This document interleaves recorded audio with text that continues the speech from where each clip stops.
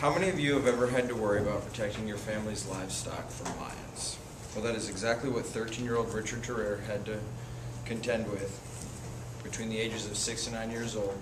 As a young boy in Kenya, you are required to take care of your father's cattle. Well, the hard thing for Richard and his family's farm is that it actually backed up to Nairobi National Park, which is widely unfenced in the back, which allowed for the lions to cross out from the park and into their farmland every night. And since it was Richard's responsibility to take care of the family's livestock, he had to come up with ways to prevent his livestock from being killed. Richard had 3 ideas that he first started to work with. His first idea was to try to build a fire that he would let run all night long that would scare the lions away. Well, what he found was that all this did was shaped the cows for the lions to see better so they could actually hunt them quicker.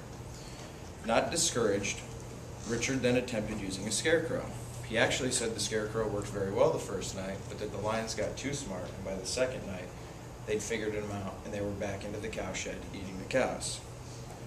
Well, not one to be easily discouraged, Richard was out walking one night with a torch, and as he was walking around the family's cowshed, he noticed no lions were coming up to him.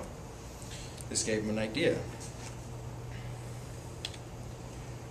Richard decided that a moving light was actually a good deterrent to keep lions away. Well, young Richard in his spare time would actually experiment with his mother's radio. It was a new radio, and she actually scolded him for experimenting with it, but he took the whole thing apart and learned a lot about electronics on his own. Now this is a 13-year-old boy in Kenya, so just imagine what he had to actually learn this stuff. Well, Richard went out and he got an old indicator box from a motorcycle, and an indicator box is what actually causes a motorcycle turn light to turn left or turn right and causes them to flash.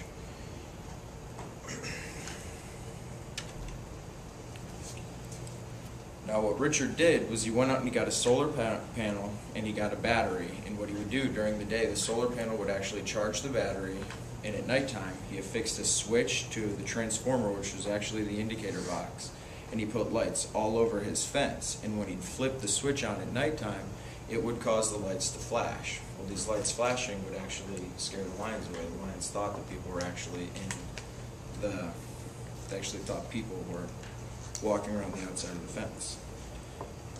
Now, over 2 years of him having his lion lights up, they've had no issues with lions actually coming into his property and killing any cows. And this became so popular that he's now actually installed lion lights in 7 different places in his village, and it's now actually being used all over Africa, and it's being used to keep out other animals because there's problems with elephants, hyenas, and leopards actually coming into people's property and destroying their animals.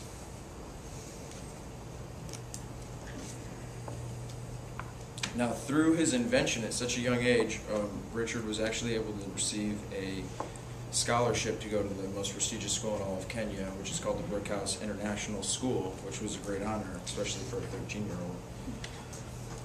And one of the other major issues, because when you hear Richard talk, he hated lions. He grew up hating lions. Well, there was this other problem that came with their hatred for lions.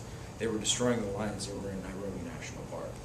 There were very few, and so this actually bothered him on the other side. Well, because of his invention, he's now actually saving lions from having to be killed, because in his tribe, the Moran people would go out in retaliation for losing a cow and would kill lions. And so with his invention, they no longer have this desire to go out and kill these lions. Now, Richard hopes to one day be an engineer as well as a pilot. As he says during his TED Talk, as he would be working on the farm, he would look up and see these planes, and he knew that that was his ticket to get out of Africa. He wanted to become a pilot. And so I think that the intelligence through this child and his determination will have no problem accomplishing this goal. And I just ask that all of us in here use our minds before turning to violence to solve a problem, no matter how big or how small. And there's always more than one way to solve a problem. So I challenge each one of you to encourage young minds to think outside of the box, and do not let one minor defeat derail you from what could be one of your greatest accomplishments in life.